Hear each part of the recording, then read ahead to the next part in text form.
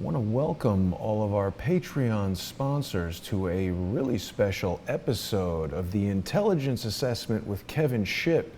Joining Kevin and I tonight, James Perloff. James, thank you so much for joining us. Welcome, James. I want to Well, thank you. welcome It's all been of our great Patreon starting to get to sponsors know you to a guys, really both special with coming with episode of the a lot of Intelligence expertise Assessment and with Kevin background. Shipp. I Joining apologize. Kevin Sorry. and I tonight, James Perloff. James, thank you so much for joining us. Let me mute that. I apologize, gentlemen. I just wanted to make sure that our Patreon stream was going out, and it is. The sound should not have been on. My bad, James. Please resume. No, just thanking you guys for having me on. Kevin, with your unique background in the CIA, not too many people who have been in the CIA have joined alt media as you have. And also, Jason, I was just learning from you some of your background in Hollywood and graphics expertise and some expertise which may help me in some of the work I'm doing on 9/11. Yeah, I'd be delighted to do that. And hopefully we'll have some time to get to that today. But Kevin has prepared a PowerPoint presentation for us. And normally what we do is we run through the PowerPoint stuff, and then we will turn to you, James, talk about your new book, talk about some of your really incredibly well-researched and unique perspectives on exactly what took place. And I know this is an ongoing investigation. You've described 9/11 as a part of a continuum, and I agree with that. I've been really enlightened by watching many of your videos on YouTube, and I would encourage people to seek those out. So why don't we get right into Kevin's presentation, and then we can spend some time talking after we've been through that. Yeah, I'm very, very honored to have James on. James, you don't know it. I've been checking you out for about a year.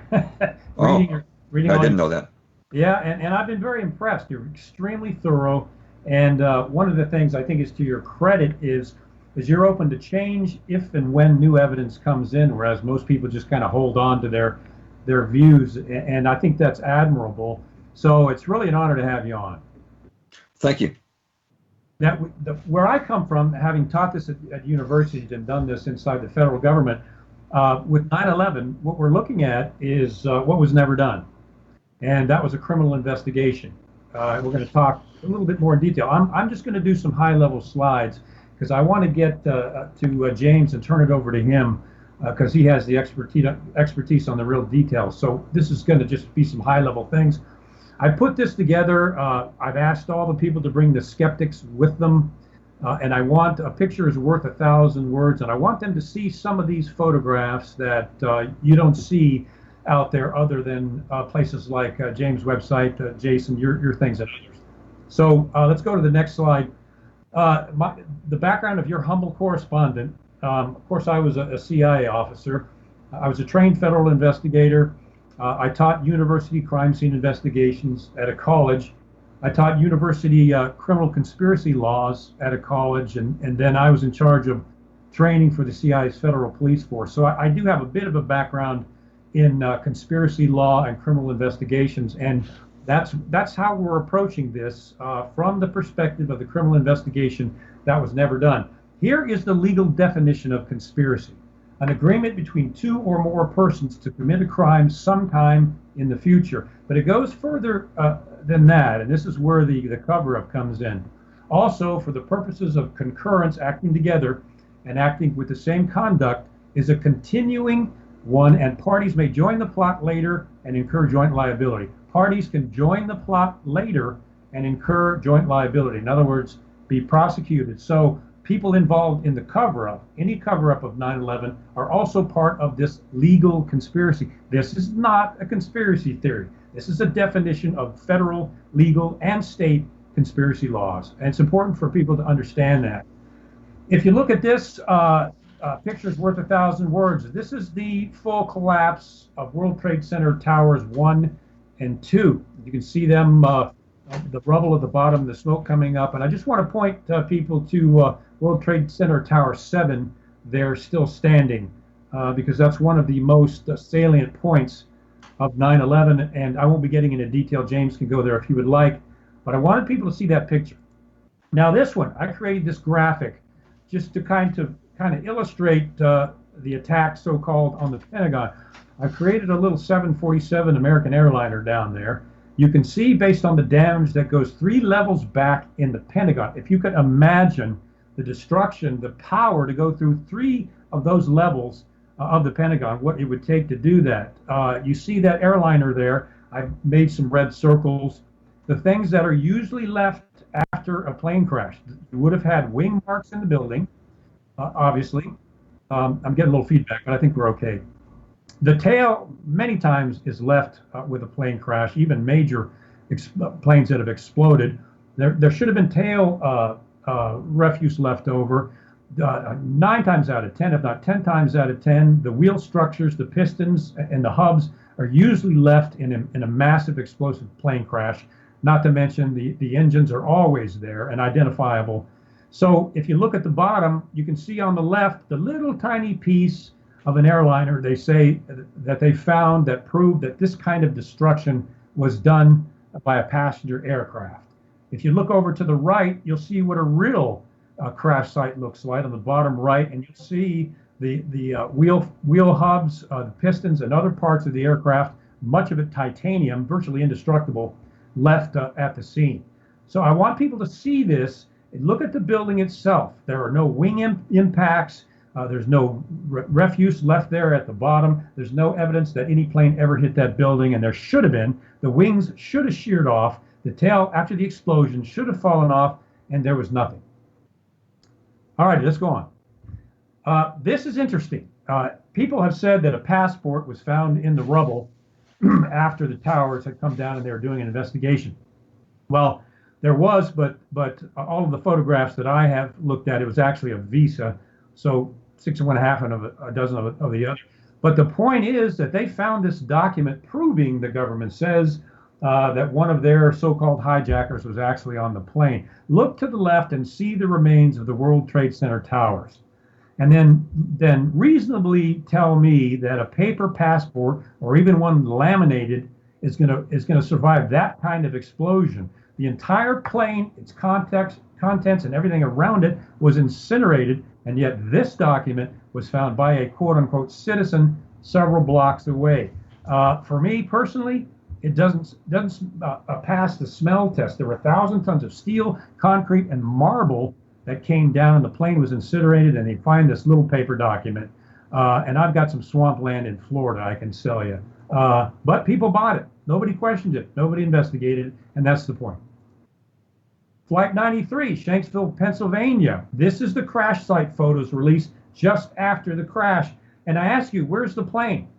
Where's the plane rubble? Where's anything except this burning hole in the ground? Oh, we found parts of the plane in the woods so many yards away. No, I don't think so. That has never happened with a plane crash before. But they're claiming that it happened here. I want people to see this photograph because I think you will remember this the next time you hear about Flight 93.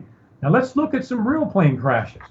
This is what 10 times out of 10 a plane crash looks like after a huge explosion. There's always debris, there's always rubble, there's always titanium parts left, no matter how big the explosion. You can see the wheel hubs, the piston parts of the plane. This is what a real plane crash site looks like. And I want people to just remember the difference between these two because it's really, really important. And I'm sure you guys will talk about World Trade Center Tower 7. I showed you that it was standing after the towers came down, and then all of a sudden it collapsed internally from the center columns in a complete free fall rather into its footprint. So this huge building collapsed almost zero gravity into a free fall straight down into its footprint. Every structural engineer that I have talked to, I interviewed one personally, has told me that there is no way this building came down on its own. It is a controlled demolition. All right, move on. Here's something that's funny because this just came out again in the news. Several of the quote-unquote hijackers are not dead. They're still alive. One went to the embassy and said, "Why are you saying I was on the plane? Here I am, I'm still here." And they kept that from going public. Recently, I think it was last week, a story came out stating that the government is still refusing to hold a trial with these living hijackers because it's just too complex, they said. People don't know some of these guys are still alive and deny any complicity in these attacks. Now, here we go. The government immediately, with no investigation, labeled this a terrorist attack. That is very important because what that did was put a stop, as I mentioned earlier, to all criminal investigation, stopped all of the investigators from doing their work, and alarmingly, the evidence was removed and destroyed, and I mentioned the steel shipped away to China the next day. Now it gets a little crazy. The Bush administration has and had close ties with the Saudi government, and Saudi intelligence is very closely aligned with the agency I used to work for as a partner, main partner in the Middle East. The Bush family, a lot of people do not know, had oil contracts with none other than the bin Laden family for more than 20 years, a fact concealed. George W. Bush secretly flew the bin Laden family out of the United States the next morning after the attack during a national air travel ban in secret. Now, this is, and Jason, you know me, you know I hate government redactions, blackouts that cover up criminal activity. That's what they try to do in my book. So I have a particular distaste for that. But George W. Bush ordered 28 pages of the 9/11 Commission report be blacked out. And if you look down and see the senator holding those pages up, there's nothing on those pages but black. Nothing at all. They didn't even leave a sentence in those pages. Why? The 9/11 Commission report was written for the American people and no one else. And yet George W. Bush blacked out 28 pages of the people's document. Now, I know a lot of people, including myself, were extremely upset about that. Why? Well, we all have our own conclusions about that. There is indication of Saudi funding to the hijackers, but 9/11 is a very complex event involving more than just one actor. But I wanted people to see, especially these pictures, and of course you can see George W. Bush's close relationship with the Saudis, as tight as you can get. So the point, and then I'm going to introduce our honored guest, James. The point is, it's past time for a criminal investigation of 9/11 because that has been stopped, suppressed, and covered up. And tonight we want to look at that in detail with a man I consider an expert, and that's James Perloff. And as I close, let me give a little bit of James' background. In my opinion, he's an investigative journalist extraordinaire on 9/11. As I told him earlier, I've read most of his stuff over several years as I did all my research, and I think it's just outstanding. He's the author of Shadows of Power, an expose on the Council of Foreign Relations, something that's near and dear to my heart. I talk a lot about that. The CIA is thoroughly involved in manipulating that. He's written 2 books presenting evidence against Darwin's theory of evolution. As I told Jason earlier, something that's very close to my heart. I have my undergraduate degrees in biology with geological courses. So I've looked in detail at the quote-unquote theory of evolution, and it is full of scientific holes that are not being revealed to people. That is withholding important information in education, big education I call it, because they receive huge grants for teaching evolution, but they're not showing the whole story. So I appreciate that. That's near to my heart. He wrote for the New American Magazine for nearly 3 decades. His newest book, which I highly recommend people read, Truth is a Lonely Warrior, is a comprehensive, and that is certainly true, primer on the New World Order. Those of us, especially when I came out of the CIA and started looking into that, it is real, people. And I suggest you read that book. He wrote the script for Free Mind Films, which is called The Shadow Ring. I would encourage everyone out there to watch The Shadow Ring. It's a must watch. It's well produced, it's full of facts, it's got some very reputable guests on there. People need to watch that. And as Jason mentioned, you can reach James Perloff on www.jamesperloff.com, on his website, or his Twitter page, @JamesPerloff. And ladies and gentlemen, let me introduce you to investigative journalist extraordinaire, James Perloff. James, welcome. Well, thank you very much, Kevin. And that's the first time I've been introduced by PowerPoint. Well done.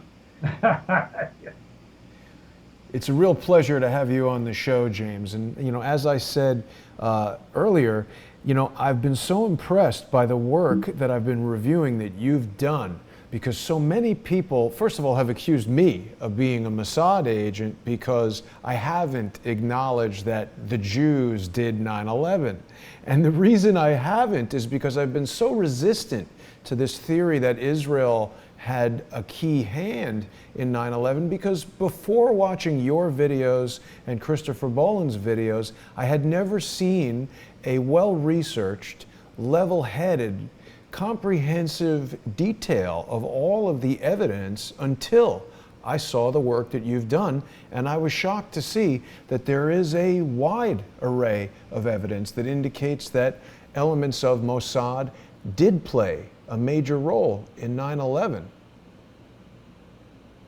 Well, that's right. And, one phrase we often have heard in the 9/11 truth movement is that 9/11 was an inside job. And, I don't care a lot for that phrase. I believe that 9/11 was essentially an outside job by Israel, but certainly with the complicity and assistance of people at high levels of our government. And a forerunner, which I think exemplifies that type of relationship, is the attack on the USS Liberty that took place in 1967.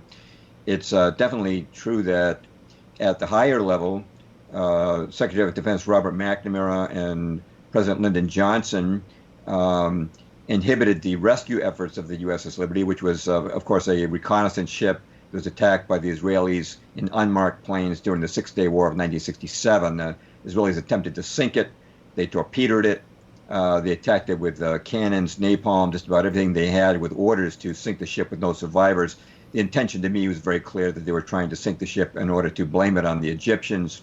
The ship was off the Egyptian coast, and the intent was to bring the U.S. into the war on Israel's side. It didn't succeed because they didn't sink the Liberty.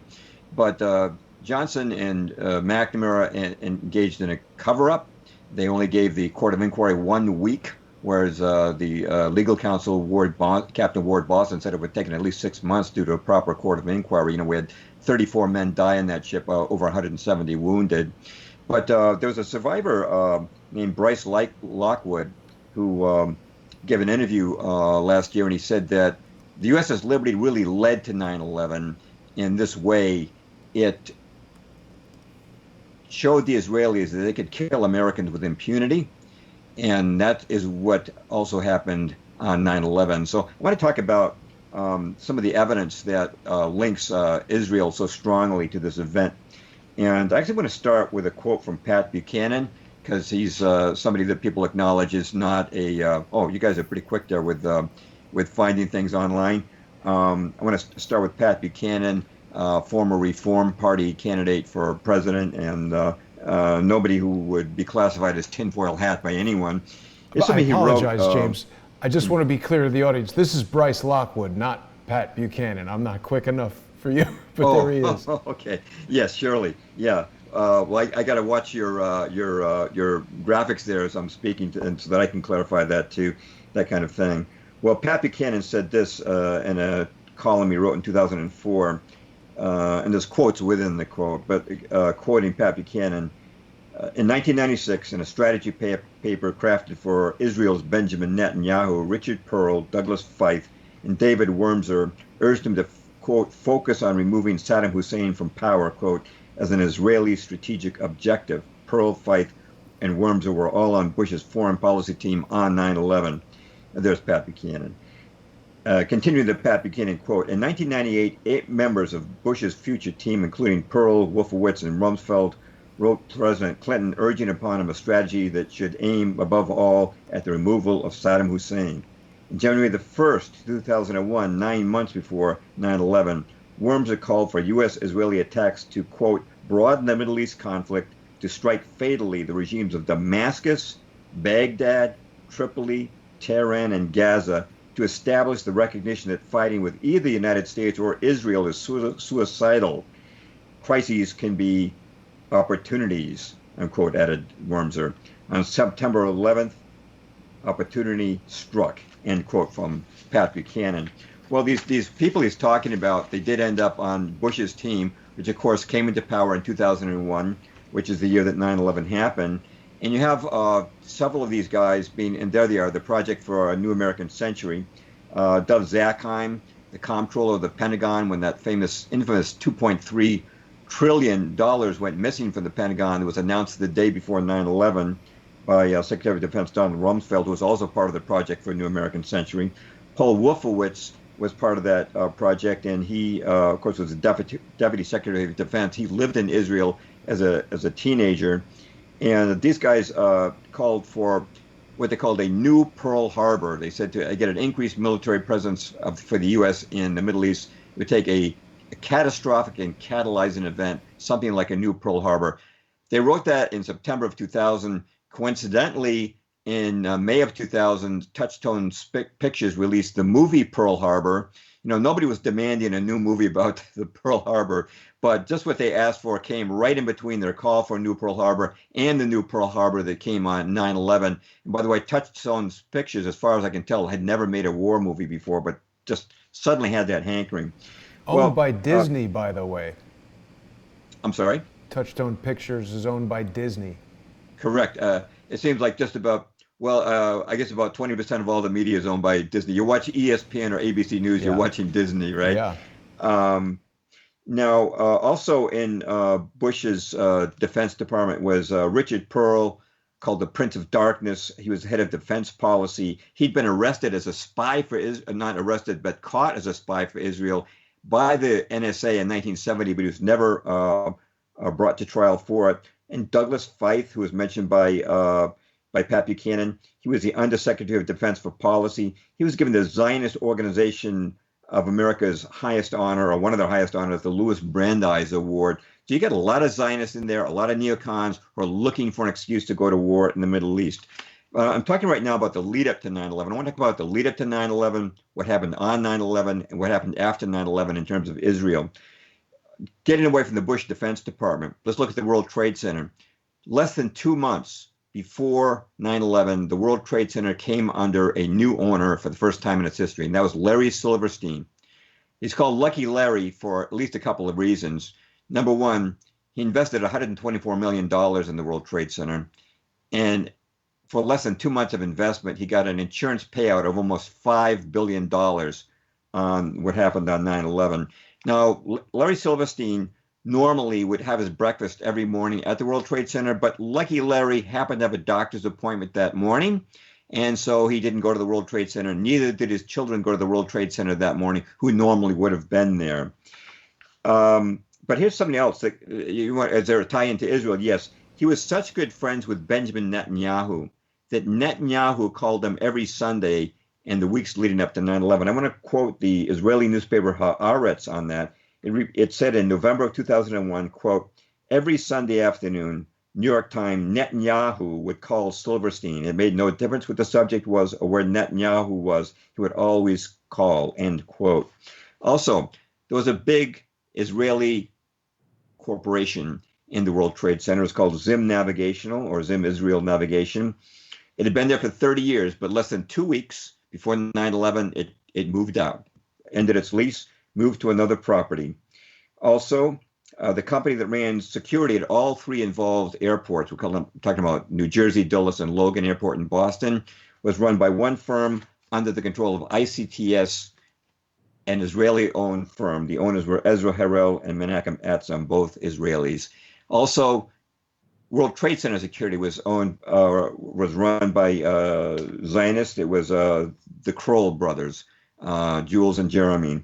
So you've got all this leading up to 9/11. Let's talk about what happened on 9/11. On 9/11, Odigo, the Israeli instant messaging company, had an instant message sent out 2 hours before the attack, warning Israelis not to be in the World Trade Center that day. And Odigo has admitted this. It was in their system. And it can be sure that if people just on their instant messaging system were getting this message, you can be sure that somebody with the stature of Larry Silverstein also got that warning. Also, on 9/11, the FAA and NORAD were using vital software provided by two corporations with strong links to Israeli intelligence. This is covered by Chris Bolin, who's going to be your guest tomorrow. I'm so glad you guys are going to have him on. Those companies were P-Tech and MITRE, which had offices right in the FAA's basement. Also, and this is probably the most significant thing, on 9/11, and I remember it distinctly, there was an announcement made on CNN that some men had been caught celebrating the attacks. They were hugging each other, they were high-fiving each other, they were photographing themselves against the background of the burning buildings. These guys were happy that Americans were dying in the World Trade Center. And they were even flicking a lighter, taking selfies, flicking a lighter against the backdrop of the World Trade Center. They took off in a white van, and later CNN and other news agencies announced that these guys had been arrested. But what was not told to the public was that these guys were Israelis, and at least two of them were definitely identified as agents of Mossad. They worked for a company called Urban Moving Systems, and after 9/11, the owner of or manager of Urban Moving Systems, Derek Suter, fled to Israel. And of course, they were released within 2 months. We didn't get into that, even though they failed their lie detector test. Also, on 9/11, there's an interesting figure amongst the passengers, and that's Danny Lewin. Now, Danny Lewin was an executive of a company founded in America, but he was an Israeli. He had been a captain in the IDF, and with a particular interest, he was in the Sayeret Matkal, which might come into the course of our conversation tonight. This is the elite special ops of Israel. Mainstream media says that Danny Lewin was trained to kill someone with a pen or a credit card with his bare hands. Now, I wouldn't be bringing up Danny Lewin, who's said to be a victim on 9/11, except for one thing. And I have these pictures on my web article called 9/11 Simplified near the top. A year before 9/11, Danny Lewin had himself photographed in front of two panels that look like the Twin Towers.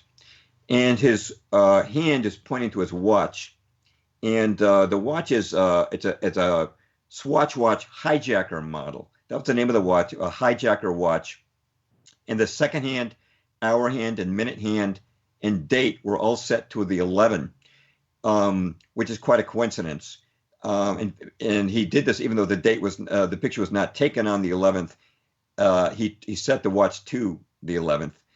And the odds against all four time indicators being on the 11 are actually about 20,000 to 1 on this hijacker watch. And where was Danny Lewin on 9/11? He was on row 9 of Flight 11. It's a heck of a lot of coincidences. Maybe it's just a coincidence, but I find it strange. And it's one more Israeli who comes into the picture on 9/11. And the last thing I want to talk about is what followed 9/11. Michael Chertoff was put in charge of the Justice Department's investigation of the crime. And Michael Chertoff's mother was a founding agent of Mossad, the Israeli intelligence service. His mother was also the first stewardess on El Al, the Israeli airline. And Michael Chertoff, there'd been about 200 Israelis arrested on or right after 9/11. He let them all go home. That's not surprising that the son of a Mossad agent would let the Mossad people all go home. Michael Chertoff, of course, is also the second director of Homeland Security.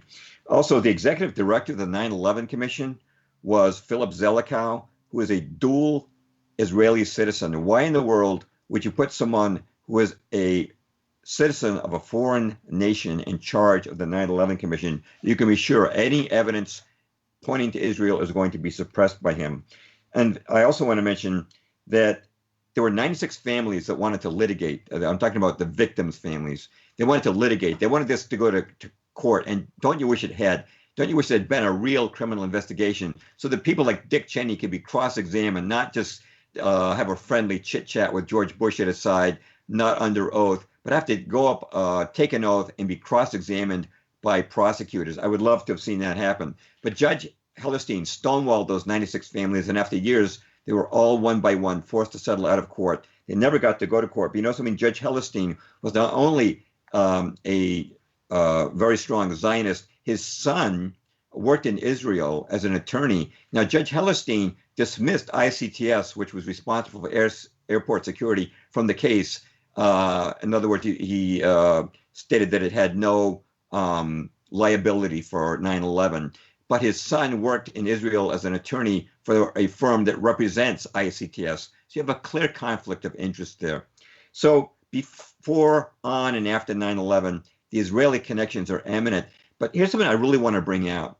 when you're doing a criminal investigation, any good police detective, if there's been a murder, they're going to look for motive, and they're going to look for who benefited from this crime. Like if there's a murder victim, that was somebody who got an insurance payout as a result of this. That's one of the first things they'd look at.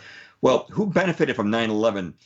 If Osama bin Laden was behind it and was trying to strike a blow for Islam, he sure didn't succeed, because Islam has been in chaos ever since in the Middle East, war after war against Afghanistan, Iraq, Syria's been in chaos for a long time, although they're recovering some of their territory from ISIS. Libya's been bombed into utter chaos.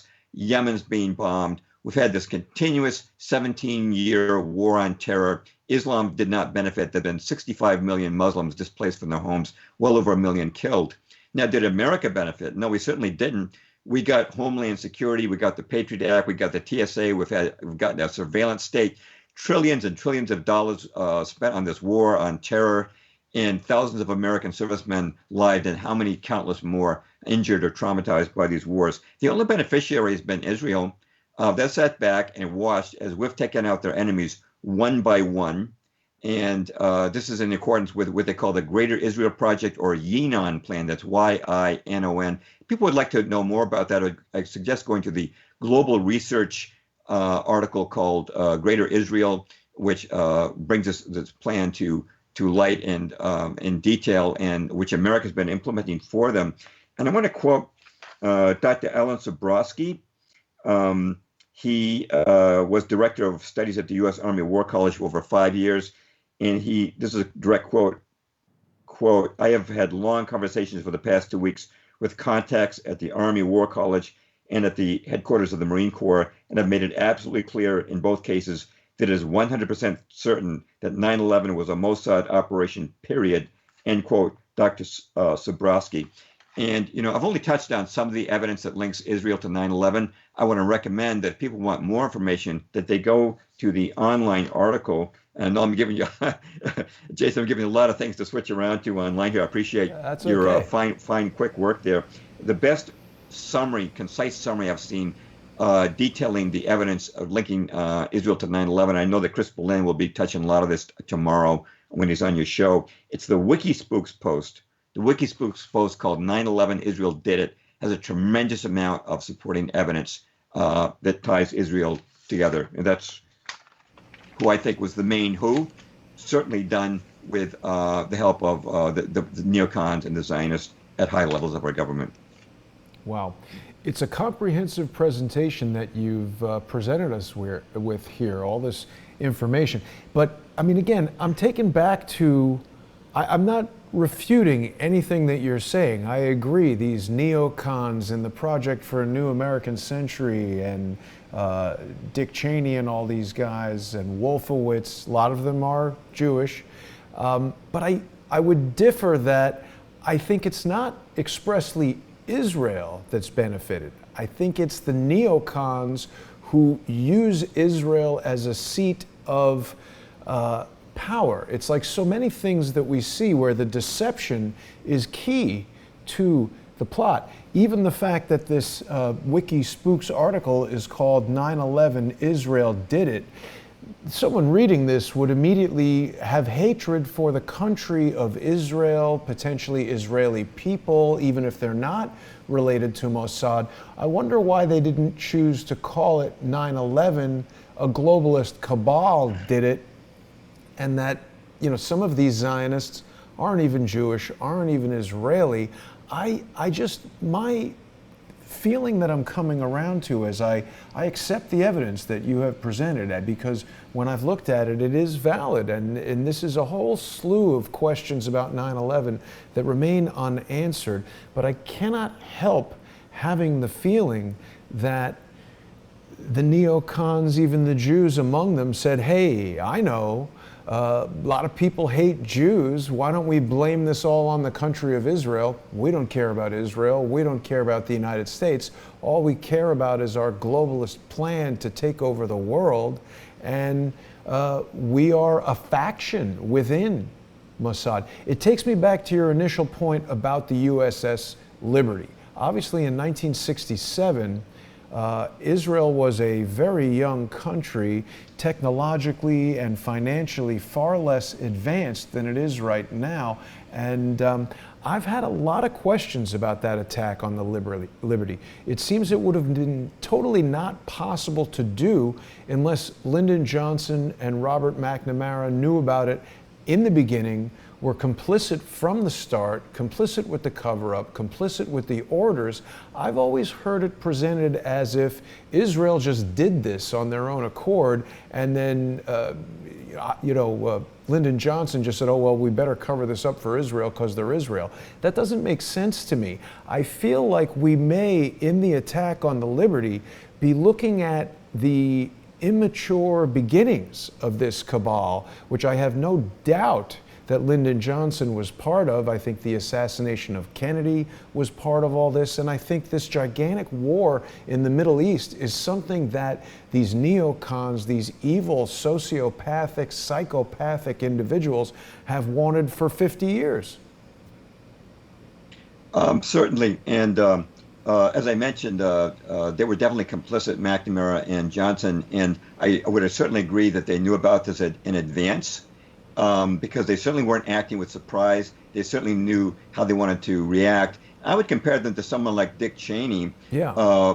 And by the way, I should mention that Dr. Ellen Zebrowski, who I quoted, is part Jewish, and I'm half Jewish myself. The Perloff family were Jews. Our original name was Perlovsky. We came from Russia in 1904 during one of the pogroms. This has nothing to do with anti-Semitism. It has to do with just delineating the facts. And also, just in terms of putting this in the context of the New World Order, which I've written a lot about the CFR, Israel fits very much into the whole picture of the New World Order, which I can consider to have historically has had three basic parts, which have included communism, socialism as one of them, globalism as one of them, and Zionism as one of them. And we know that their goal all along has been to establish a world government. They're consolidating everything. They want to consolidate countries, and the EU is a microcosm of that, where they have attempted to consolidate the sovereign nations of Europe into a regional body, ultimately taking they envisioned the North American Union to come out of NAFTA, just as the EU came out of the common market. They want ultimately a one world global system, one world currency. They've been envisioning that for a long time. The World Bank has been a stepping stone from that. We've seen the League of Nations go to the UN as stepping stones towards world government in consolidation of control. Once, as you know, absolute power absolutely corrupts, and they're looking for absolute world control. Zionism fits very much into this. They envision the ultimate capital of this world government to be Jerusalem, and you can see statements from Ben-Gurion and from many Zionist leaders stating that that's where, because every government's got a capital, right? The capital of this world government, this global system, would be Jerusalem, which is even indicated in the Bible, where it talks about the man of lawlessness, or the Antichrist, ruling from a rebuilt temple in Jerusalem, which sends some chills up my spine when I look at Trump recognizing Jerusalem as the capital of Israel, and the steps that are now taking place in the Middle East. But very much, I think that 9/11, certainly there were other things going on. Most of us have heard about the financial things that were going on, the shorting of airline stocks, the bonds that were about to expire that were destroyed in the World Trade Center, and how they got off the hook for that. The missing $2.3 trillion from the Pentagon, and the evidence and the accountants that were destroyed in the Pentagon when those explosions took place, and how the investigation into Enron was destroyed when Building 7 went down because the SEC lost its headquarters there. There are other elements to this crime, but those elements, those financial elements, pretty much stopped on 9/11. But the Middle East wars haven't. We've been in the Middle East for 17 years now, taking down Israel's enemies one by one. Every war, whether they talk about Vietnam or World War I, they're multidimensional. World War I, for example, part of the profit, of course, was war profiteering. The American people were cheated out of $6 billion in arms that were never manufactured, or if they were manufactured, they weren't delivered to the front. And it was a big time for the bankers, but it was much more than profiteering. It was about redrawing the map of Europe, about making the League of Nations as the first step towards world government, about creating the Bolshevik Revolution and getting rid of the Tsar, and about the Balfour Declaration, which came out the same year that the Tsar, the same year as we entered World War I in the same year as the Bolshevik Revolution. The Balfour Declaration was the first step towards the creating the State of Israel that was addressed directly to Lord Walter Rothschild. This is all part of one big plan. Israel is, I think, the centerpiece of it. It's going to be the capital of this world government. But you're right. You're right. Certainly right, Kevin, that it goes beyond Israel. But I really think that the neocon wars are the most prominent purpose that was to come out of 9/11. Definitely don't deny that. The only thing that I'm becoming concerned about in terms of talking about this in social media and trying to raise awareness of this is that it's such a lightning rod, and part of the way that they do that, is like, I'm looking at this article on Wikispooks that says Israel did it. And I acknowledge everything that you're saying about Mossad involvement, about Jerusalem and Israel, the country being the seat of power. But I have to disagree with this headline. I don't think that Israel did it. I think that a cabal of globalist Zionists that are largely American, Israeli, Saudi, they did it. And by blaming it on Israel, and we see it really exemplified in the title of this article, it gets people to hate Jews and hate Israel. And I know that wasn't the intent in the plan, but it's like this division, sowing division, seems to be a big part of the way these false flag psyops work. And certainly a false flag, a psychological operation, was a huge component, I think we would all agree, of 9/11, to make people think that someone other than the actual guilty party was the guilty party, blame it on Muslims, and as long as they can get Jews and Muslims fighting, and black people and white people fighting, and Christians and Muslims fighting, they love that. We see it even in these small operations like QAnon. They put something out there they want everyone to rally around. Then when that crashes, we have chaos among the groups that are discussing these things. Yeah, I think I might have titled that article differently as well. So I want to mention that I didn't mention before, though, that Israel has a long history of false flag operations that are blamed upon Arabs. And this would include the 1946 bombing of the King David Hotel, which was the event that basically got England to leave Israel. And they went into the King David Hotel. That explosion killed over 90 people, and they did it disguised as Arabs. Or I believe it was 93. Sorry to interrupt, but I believe it was 93 people killed in that explosion, wasn't it? Yeah, over 90, yes. 93. And then we see Flight 93. And we know from, well, at least people who have listened to Quinn Michaels and other people who have researched Aleister Crowley, Luciferians, that the number 93 holds tremendous significance. And I have observed that a lot of these operations have encoded messages in them through a technique called stanography, where they want to, in plain sight, encode these messages so that people are in the know, I should say, people who are in the know are aware this is our operation. Nothing here is as it appears to be. It's an encoded thing. And I'm glad you brought that up. That was the Likud party, right? Likud is the right-wing party controlling Israeli policy, and it would be linked back to these terrorist organizations. I'm going to take the thought I began with about the false flags and tie it together with what you're saying about the numerology. Yes. After the King David bombing, you have the Lavon affair in 1954, where the Israelis attempted to blow up American installations in Egypt, again disguised as Arabs.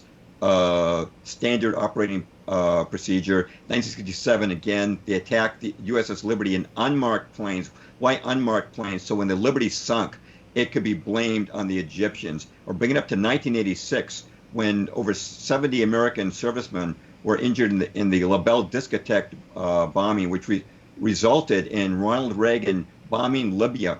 Now, this is blamed on Libya, but what was later revealed by Victor Ostrovsky, Mossad officer, was that, in fact, the messages that American listening posts picked up from Libya were all transmitted by a Mossad transmitter called a Trojan, which is planted in Tripoli. It was a deception. We attacked Libya based on a Mossad deception. Once again, they attacked us pretended it was the Arabs. It's when you look at a criminal sometimes in an investigation, you look at his modus operandi, and their modus operandi has always been to do it looking like they're the Arabs. And I believe that 9/11 is the ultimate culmination. And to bring it up to another level, and this again ties into what Kevin is saying too about the whole grand scheme. There are people, and I learned this from David J. Dionisi, who's done a lot of work on Nagasaki. If you go back through Luciferianism, and I don't know where you guys stand exactly on spiritual warfare. I do believe that what we look at in geopolitics ultimately is spiritual warfare. It's good versus evil. It's God versus Lucifer.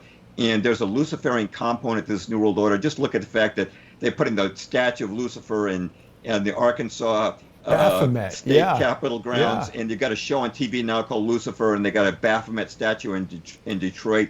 And you can see with transgenderism and all of God's laws being violated that this is a spiritual battle that is taking place. But what David J. Dionisi pointed out to me, he's written a book on Nagasaki that everybody should read. It's called Atomic Bomb Secrets, is that the unnecessary bombing, I will say unnecessary bombings of Hiroshima and Nagasaki, which were the two most Christian cities in Japan, Nagasaki having 50,000 Christians in it. It was the Christian center of Japan, and Nagasaki, the Fat Man bomb was ground zero at Nagasaki. Was Urakami Cathedral, which is the largest Christian church in the Far East. Not a coincidence that was ground zero. They were wiping out Christianity attempt to wipe out Christianity in Japan, so it would not take root after they made the emperor renounce his divinity. The point being that this is like a Luciferian sacrifice, an immolation of human beings. I know that Kevin has talked about the deep state and Pizzagate, and if you look at these things, this child ritual abuse, Satanists believe that they draw power from the death of someone who's sacrificed. When in the days of Canaan, in the biblical days of Canaan, when children were sacrificed in the fire to Moloch, the people who worship demons thought they were drawing power from the life of the person they killed. How much more power do you get from a Dresden or a Nagasaki, or as Dionisi points out, from immolating all those people in the World Trade Center towers? I do believe absolutely that goes beyond Israel. Ultimately, at the top, it's not Israeli. Ultimately, we're looking at a Luciferian endeavor. This whole attempt to establish a world government. What would most people consider the holiest city on earth? Historically, has been Jerusalem. It's holy to Christians, Muslims, and Jews alike. Where does Lucifer want to reign from? Where does he want to establish his throne? In Jerusalem, so he can thumb his nose as God, and as the Apostle Paul said in the book of Thessalonians, putting himself in God's temple, pretending to be God. So yes, this is Luciferian, but Israel, on the human level, I believe that Israel is really at the top of that. But I agree with Kevin. I would change the title of that particular post, which is not my post, of course. Yeah, James, and if I may add to that, when we were supporting, the Obama administration was supporting the Islamic Free Syrian Army by secretly running guns into Benghazi, and those guns wound up in the hands of ISIS eventually. But our government was all behind the Free Syrian Army, whose basic philosophy is an Islamic global caliphate, which our government seemed to ignore. But what most people don't know is the Free Syrian Army went up. Assad was the only Middle Eastern leader that was protecting Christians in his country. They liked it. They were safe there. He and Vladimir Putin, he paid for it, or a private entity paid for it. He approved it, and Putin supported it. They erected a giant statue of Jesus. I think it was 100 feet in this Christian city, just to show that they supported them. Well, it was the U.S.-backed, sponsored, CIA paid for Free Syrian Army and their prince, John McCain, who went up and massacred an entire city of these Christians that were being protected by Assad. You're absolutely right. And I recently did a interview with a Syrian Christian. It's called The Syrian Christian Reveals What's Really Happening in Syria. And that thing had over 6,000 Facebook shares in the first 2 weeks. For some reason, it just really registered with people. But this Syrian Christian affirmed for me that the Christians of Syria love Assad. You're absolutely right, Kevin. He protects, as a secular state, he protects Muslims and Christians alike.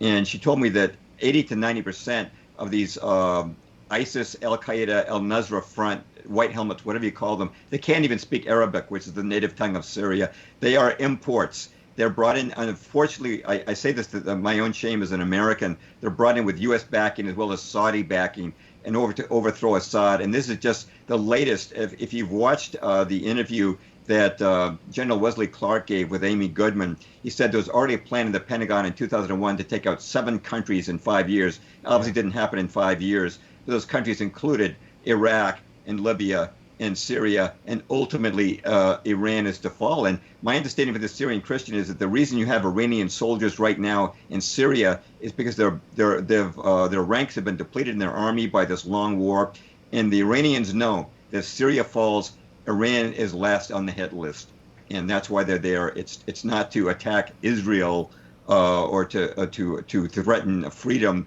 They're actually fighting ISIS, filling up the ranks, because they know that if Syria falls, that they're next on the hit list.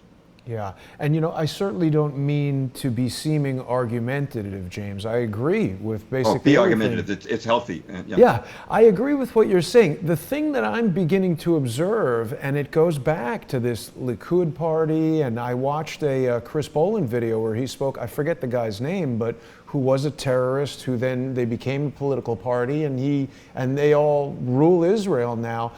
Just as the United States and John McCain met with the Free Syrian Army, were funding ISIS, that makes no logical sense to an American person. Why would they do that?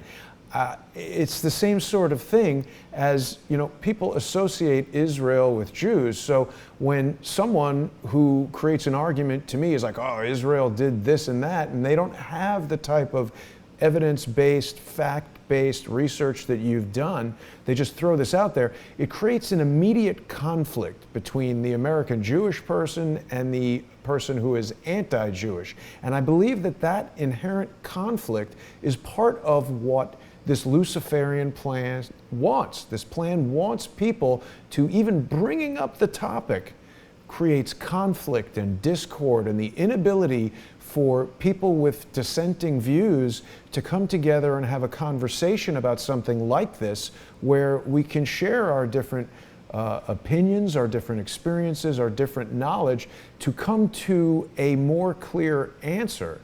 And I've decided today that is something that I want to expend a considerable amount of energy doing, because the information that you and Chris Boland have shared is staggering to me. And it also caused me to realize that, just as you said, it's a continuum.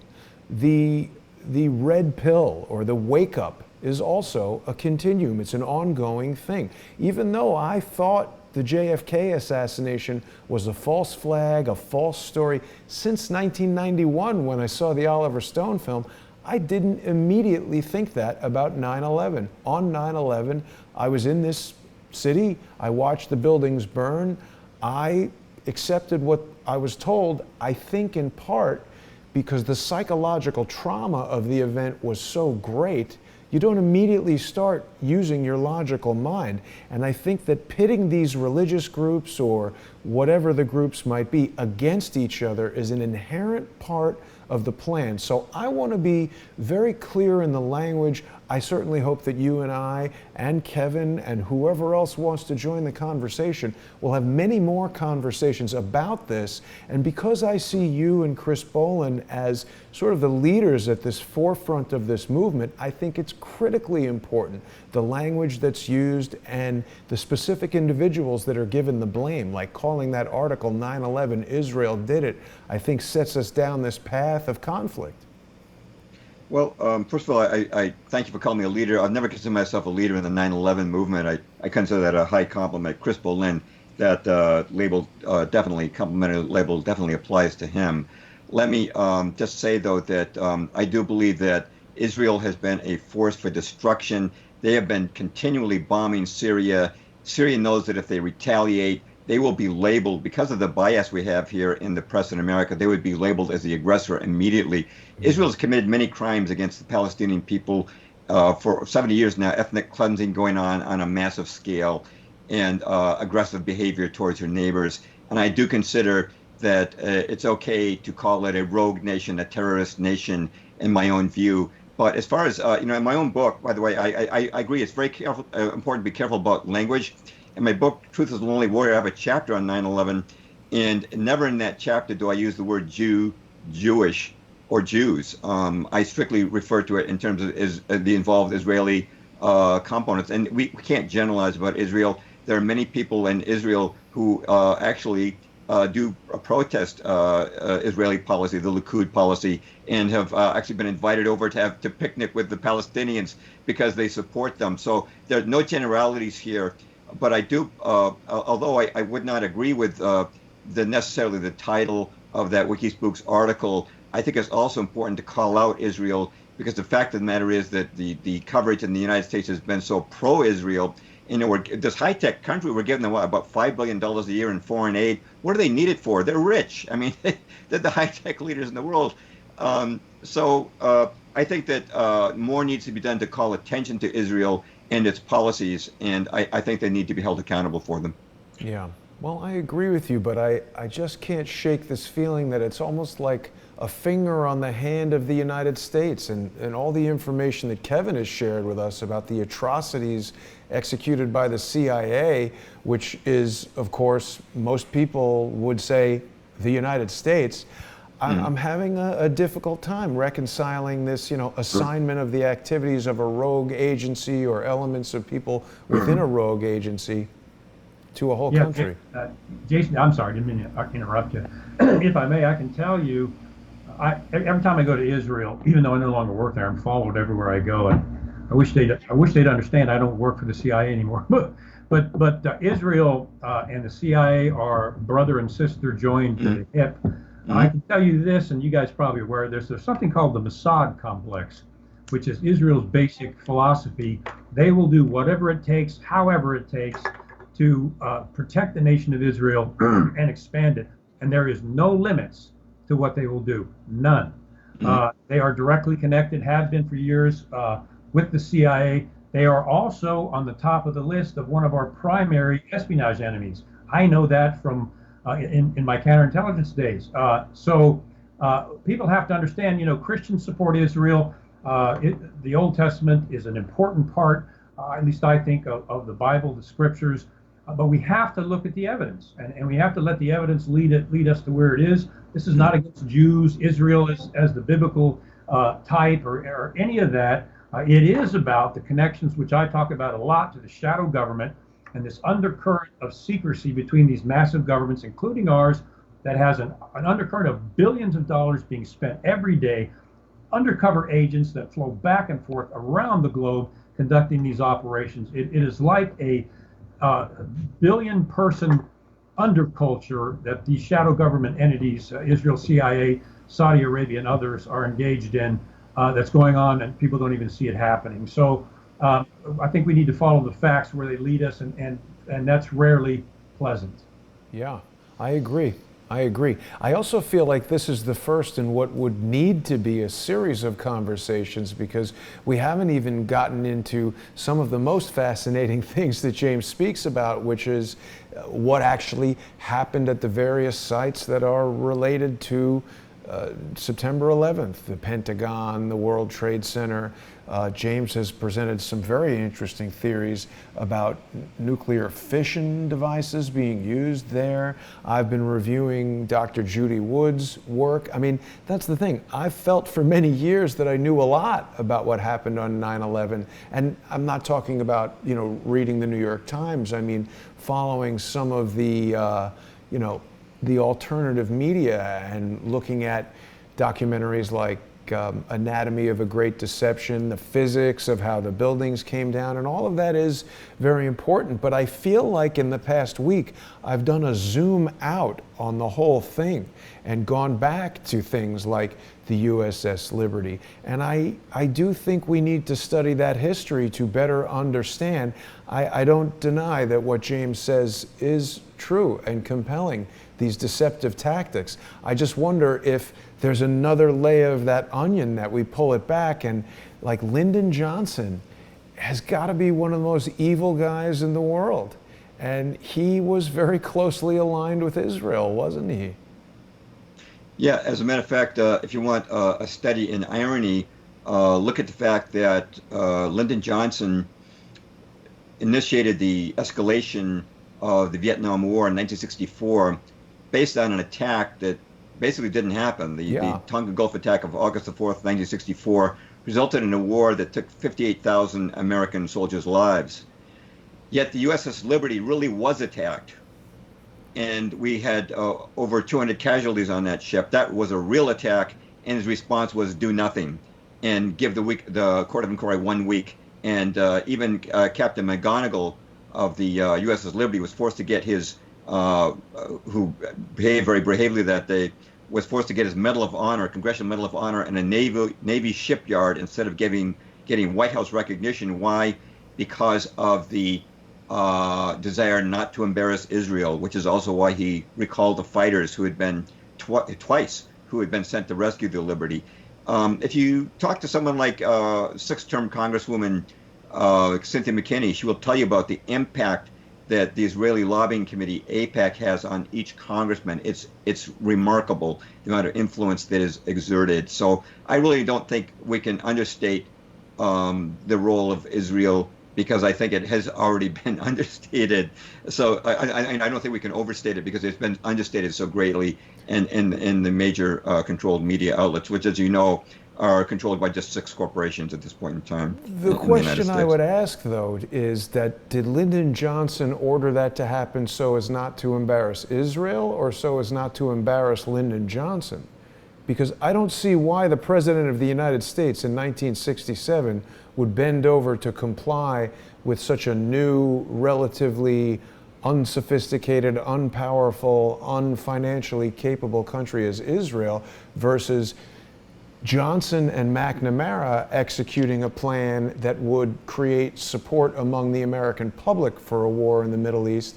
And perhaps when the ship didn't sink, they realized they needed to cover it up, and they didn't want to admit that it was a plan of this globalist cabal. I don't know. Well, Johnson saying we are not going to embarrass an ally, I'm quoting Johnson. That's what he told Admiral Geis of the Sixth Fleet. I just don't believe anything Johnson says. And frankly, I don't believe anything Cynthia McKinney says either. Not to say that that defends Israel, but I'm saying there are complex reasons why these political animals do the things that they do. Well, Johnson certainly would have brought greater honor to himself and McNamara if he'd rescued the USS Liberty. If your countrymen are under attack, why don't you go to their rescue instead of shamefully recalling the fighters who have been sent to their defense? Honor your soldiers. But honor it was your their fellow plan. countrymen first, not a foreign my nation. supposition is that it was Johnson's plan. We'll use Israel to do it because they have the jets, the proximity, the whatever. I mean, you can't have U.S. jets bombing the... I don't know. It just never made sense to me that Israel executes this plan and then Johnson comes to their defense. That makes no sense whatsoever. Like, I think it was you who said that Flight 93 was destroyed not to save the White House, but to save 9/11. I think it's the same thing with the Liberty. I think Johnson was trying to save his own ass and trying to cover the plan, not to defend Israel because Israel came up with this plan and did it. That just doesn't make sense to me. Well, I don't think we have any evidence that Johnson gave orders to Israel to attack the USS Liberty as far as initiating the attack, but I certainly think there was coordination and awareness, and I do believe he most likely had foreknowledge because, again, he and McNamara did not act with any indecision or surprise. They knew exactly how they wanted to behave under that circumstance. Why wouldn't they stop it if they knew? That's what I mean. It seems like a plan that they all had together that didn't quite go the way they wanted it to go. Well, for one thing, recalling the fighter planes prolonged the possibility that Israel would actually succeed in that attack, which it did not, because the USS Liberty was able to stay afloat. They avoided 4 of the torpedoes that were launched. They patched together their communications equipment. Those were brave sailors who did their job and took care of their ship despite a massive attack. I agree. I think something that's part of this is Johnson himself. I worked with some now retired Secret Service agents that were on Johnson's detail. They described him as a narcissistic psychopath, which I think is accurate. So the man was a deep stater for his own gains way back then, and yeah, he was an evil man.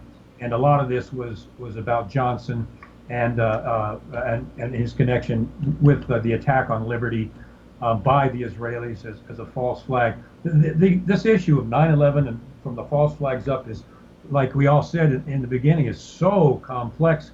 I think we're probably going to have to do more of these shows. Yeah. We're not even past the who yet. That shows you how complex that is. But Exactly. So I think definitely we should do some more of these. I think the people need to hear this. Certainly. I agree. Well, I have, the way I usually like to approach this, and I mentioned this to you guys before, is I like to approach it starting with the who, and then getting into the how. And for me, that really starts with how the Twin Towers came down, and then what was it that struck the Twin Towers? Because, there's different theories on both of those. And then if the original planes did not hit the Twin Towers, what did happen to the original planes? And those are all areas that I'd like to go into, but obviously we're not going to have time to get into that, all of that controversy tonight. Right. And I hope you'll join us again, James. I certainly don't mean to offend in any way, but these are thoughts that are rolling around in my head, and I think that there's, I think that a lot of people out there on the internet like to, and I'm not saying this is you, but I'm saying in the case of Israel did 9/11, there are many people who cling to that, and I think it's so much more complicated than a simple one-sentence thing like that. Right. Oh, I never would characterize it in one sentence, and that's why I talked about Luciferianism and the financial connections, and the fact that we have people like Dick Cheney, who's obviously not Israeli, but is in a controlling position. I'm sure you've heard of Norman Mineta's testimony that Cheney was told that the plane is now 30 miles out, it's now 20 miles out. Do the orders still stand? He's there giving the orders, not George Bush, which I think they knew who they wanted to be in charge on that day. So certainly it goes back to America, as I think I made clear at the beginning, that there were these neocons within the Bush administration.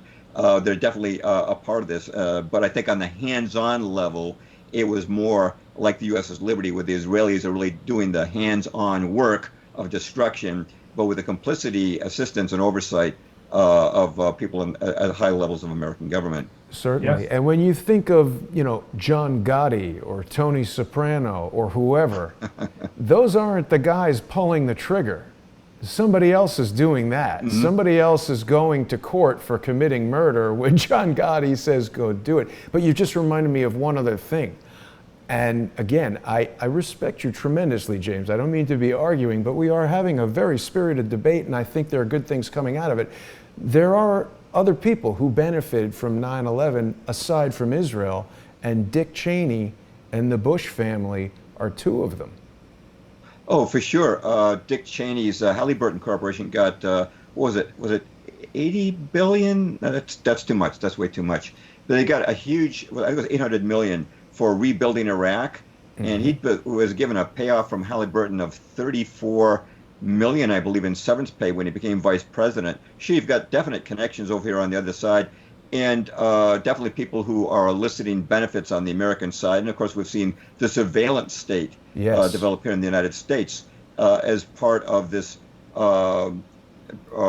progress towards a new world order, which, of course, to have a new world order, a totalitarian global society, you need a surveillance state. And we see that with the advancement of high tech, which no one could categorize as being exclusively Israeli, although they do have had a hand in developing some of that technology. A lot of our phone systems and computers the Israelis have found ways of backdooring into them. I do believe they're very central to the plan, but they've never been the only part of the plan, that's for sure, because they just numerically, they don't have the numbers. Right.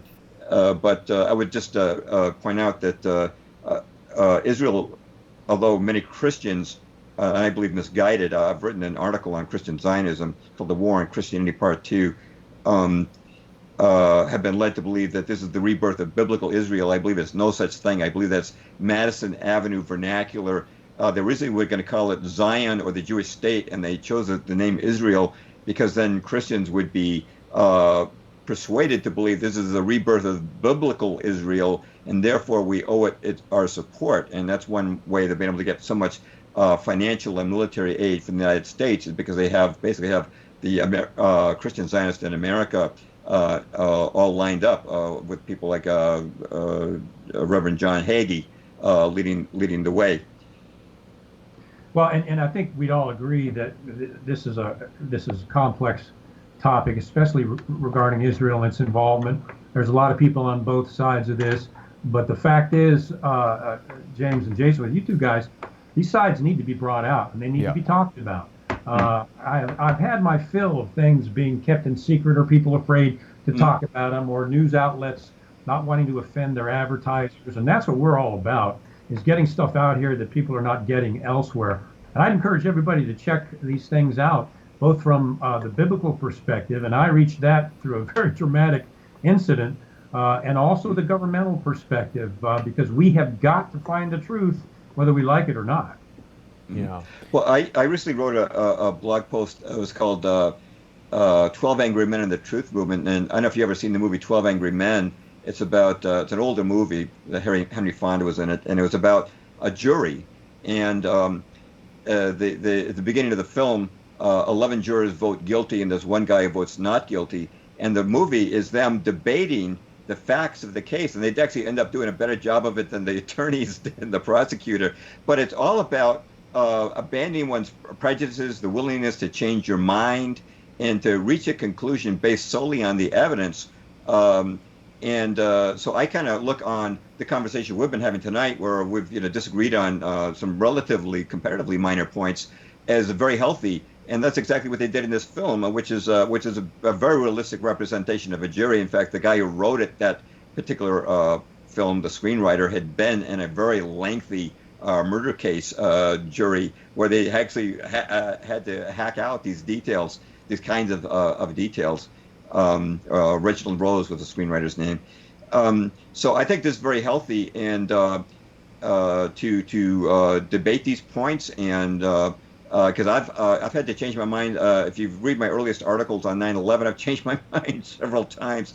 I toyed with different theories about the phone calls and about holograms, which I've long since abandoned, but which Jason has told me has a Hollywood background where he dealt with holograms, and he knows quite a bit about how those could not have been used on 9/11. So all this interaction is very healthy, and it's just about not about winning, and it's certainly not about prejudice against any group of people. I'm 100% against that. As I said, I'm half Jewish myself, so I've no anti-Semitic motive for mentioning some of the crimes that unfortunately have been state-committed crimes by Israel. But definitely, it's about establishing the facts, and I hope that the world at large and the truth community within it can behave like the jurors in 12 Angry Men and reach conclusions that are based on, not that we'll ever have the kind of consolidated agreement that they had in that film, but to reach conclusions based on evidence.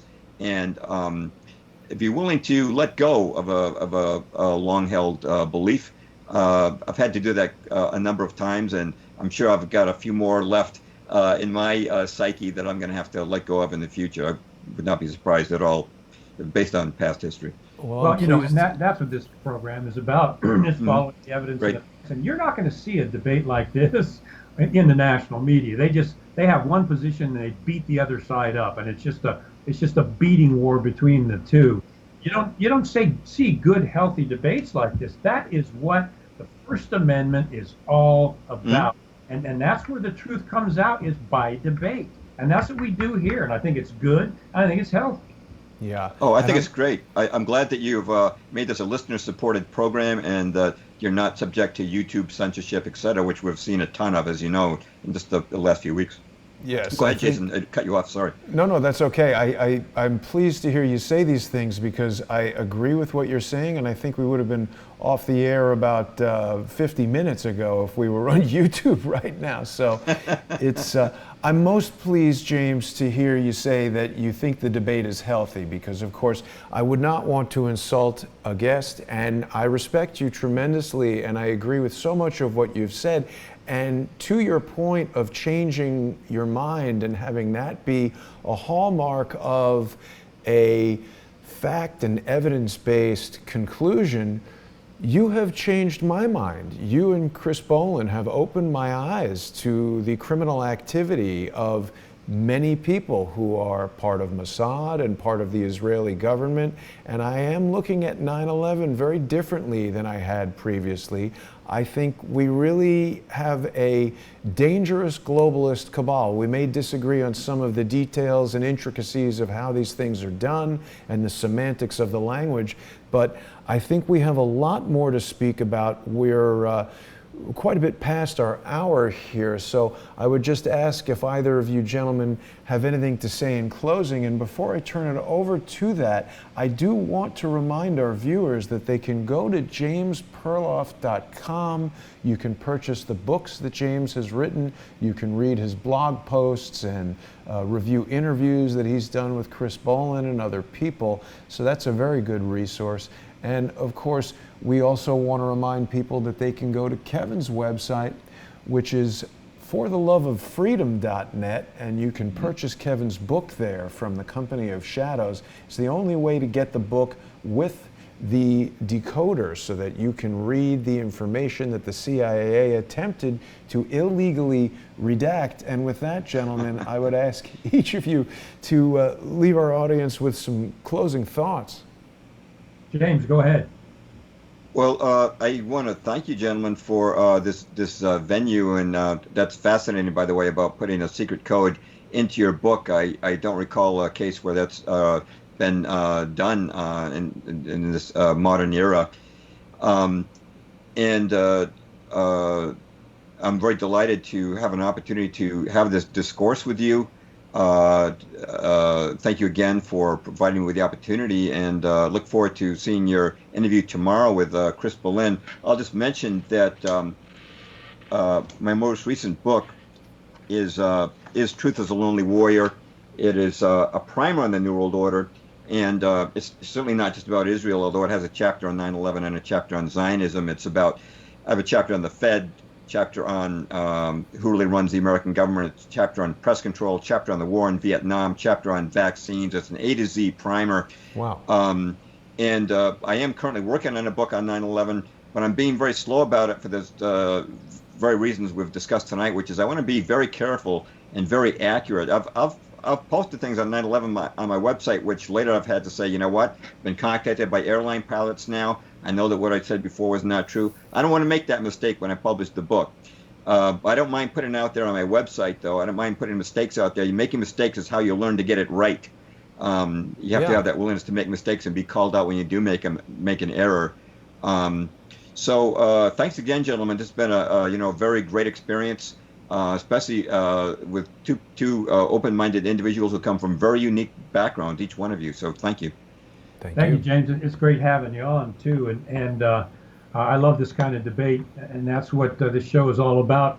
Regarding the code that's in the book and exposing the state secrets privilege, I risked prison for about 5 years, which is a statute of limitation, and so I paid a bit of a price for that, but I had to do it because of the power that the CIA and the shadow government has. They've ruined thousands of lives this way, people that have been killed, murdered, involved in bank fraud, and on and on and on. So the code is in there. I decided just to go all the way, and I have to say it's been my faith that has sustained me just to keep going here. So thanks for bringing that up. I would encourage people, and I think, guys, we should do more shows and take care of the what and the how and everything else, because there's a lot here people need to see. And I encourage everybody to watch these shows coming up that we're going to do. And as James said and Jason said, an open mind to the evidence, because the intelligence assessment is all about evidence. Absolutely. Fantastic. Absolutely. Well, thank you both. It's been a spirited conversation, and I really appreciate both of you guys tremendously. I want to thank our generous Patreon sponsors. We would not be able to do this show without you. And for the sponsors that are watching on Crowdsource the Truth, on patreon.com/crowdsource the truth, I do want to remind everyone that you should also be sponsoring Kevin on patreon.com/Kevin_ship. And James, perhaps we'll get a Patreon channel started for you and start having some more regular appearances. Well, thank you so much. Thank you, both of you. Thank you, gentlemen. God bless. Have a great night, and we'll see everybody tomorrow. We've got David Hawkins, Reverse Engineering Crime Scene Investigations, tomorrow at 3.